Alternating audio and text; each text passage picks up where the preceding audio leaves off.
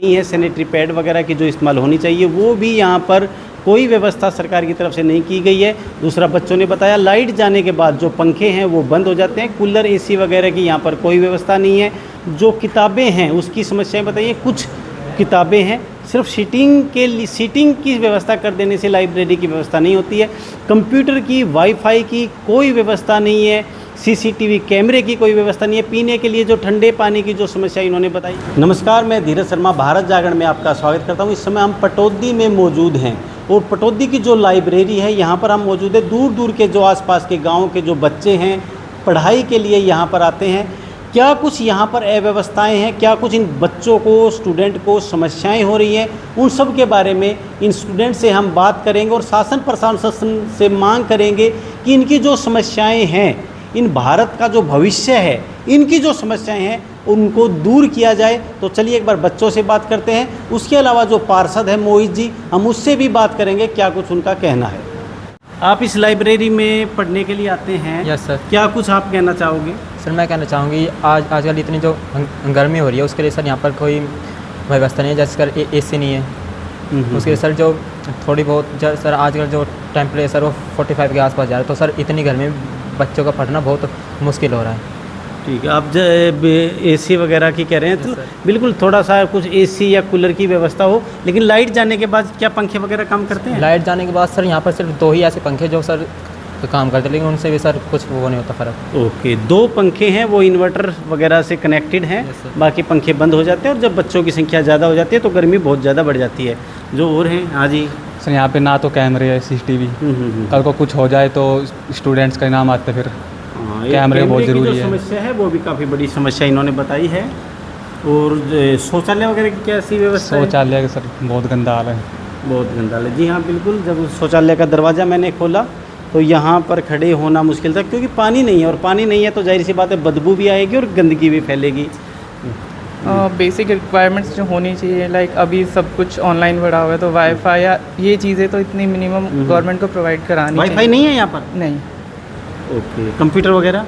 Computer एक है for common use, वैसे नहीं है। कॉमन यूज़ के लिए एक ही कंप्यूटर है। तो आप देखिए जो लाइब्रेरी की जो समस्याएं, छोटी छोटी समस्याएं हैं, और राजनेताओं को, पार्षदों को, सरकार को इन पर ध्यान देना चाहिए।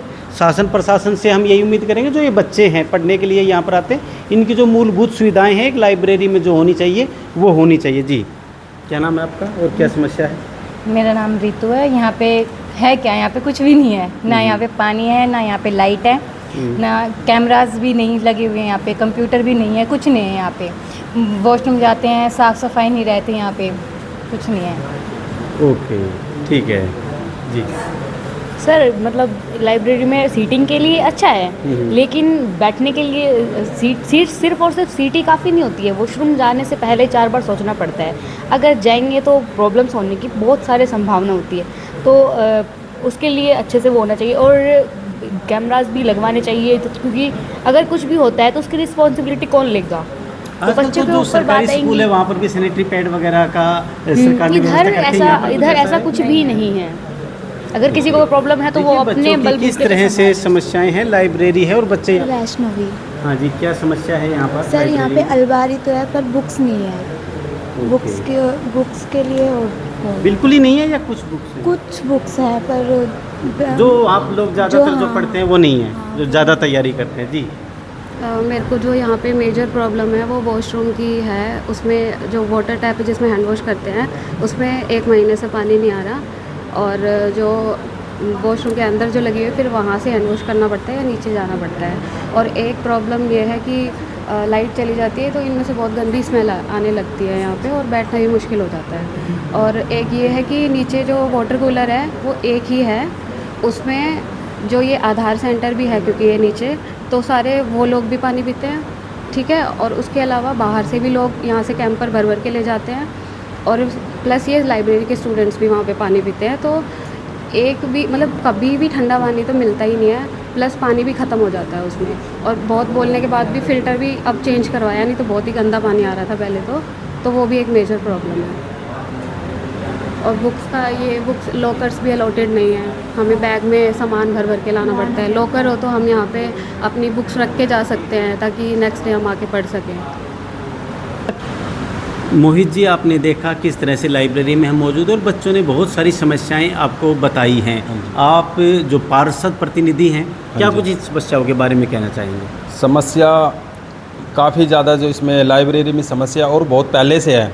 जब से ये खुली है तब से ही इसके अंदर कुछ ना कुछ समस्या है। सबसे पहले जो लाइब्रेरी होती है उसके अंदर बुक होती है, लेकिन इसमें बच्चों को पढ़ने के लिए अपने घर से बुक लानी पड़ती है और यहाँ पे कोई बुक की जो बुक है उन है ही नहीं। डिजिटल इंडिया है, हाँ। कंप्यूटर वगैरह से भी आजकल बच्चे ज़्यादा इस्तेमाल करते हैं। कंप्यूटर भी नहीं है, वाईफाई भी नहीं है। यहाँ पे कंप्यूटर भी नहीं है और जो वाईफाई है वो भी नहीं है। कंप्यूटर एक रखा है इसके अंदर में, लेकिन वो वैसे नॉर्मल के उसी के लिए है। और जो पहले लैपटॉप आए थे इसके अंदर में, लैपटॉप काफ़ी लैपटॉप थे, लेकिन वे अभी लाइब्रेरी के अंदर नहीं है। जब लाइब्रेरी खुली थी तब उसमें लैपटॉप थे, उसके बाद अब नहीं है। और बच्चों ने मुझे ये बताया था, ये 19 वार्ड से काफ़ी बच्चे आते हैं यहाँ पर, उन्होंने मैं इस समस्या को लेकर उन्होंने मुझे बताया था। तब इस बात के लिए मैंने आपको मीडिया का सहारा लिया कि ये मीडिया के द्वारा लोगों तक पहुँचे, प्रशासन तक पहुँचे और इस समस्या का समाधान हो। किस तरह से जो स्टूडेंट हैं उन्होंने अपनी समस्याएं बताई। ढेर सारी समस्याएं इस लाइब्रेरी में मौजूद है। जो शौचालय की जो व्यवस्था है वो बिल्कुल ही बहुत ज़्यादा बुरी स्थिति में है, बदबू आती है, पूरी लाइब्रेरी में बदबू फैल जाती है। ये सैनिटरी पैड वगैरह की जो इस्तेमाल होनी चाहिए वो भी यहाँ पर कोई व्यवस्था सरकार की तरफ से नहीं की गई है। दूसरा, बच्चों ने बताया लाइट जाने के बाद जो पंखे हैं वो बंद हो जाते हैं। कूलर, एसी वगैरह की यहाँ पर कोई व्यवस्था नहीं है। जो किताबें हैं उसकी समस्याएं बताइए। कुछ किताबें हैं, सिर्फ सीटिंग की व्यवस्था कर देने से लाइब्रेरी की व्यवस्था नहीं होती है। कंप्यूटर की, वाईफाई की कोई व्यवस्था नहीं है। सीसीटीवी कैमरे की कोई व्यवस्था नहीं है। पीने के लिए जो ठंडे पानी की जो समस्या इन्होंने बताई है कि ढेर सारी समस्याएं इन्होंने इस लाइब्रेरी की बताई है। और जो हमने देखा कि किस तरह से यहाँ पर सिर्फ सीटिंग की तो व्यवस्था है, लेकिन उसके अलावा जो मूलभूत सुविधाएं एक लाइब्रेरी में होनी चाहिए, एक पढ़ने वाले बच्चे के लिए जो व्यवस्थाएं होनी चाहिए वो व्यवस्थाएं नहीं है। और ये जो बच्चे हैं जो पढ़ाई कर रहे हैं, जो कॉम्पिटिटिव एग्ज़ाम की तैयारी कर रहे हैं, ये कल का भविष्य है, भारत का भविष्य है।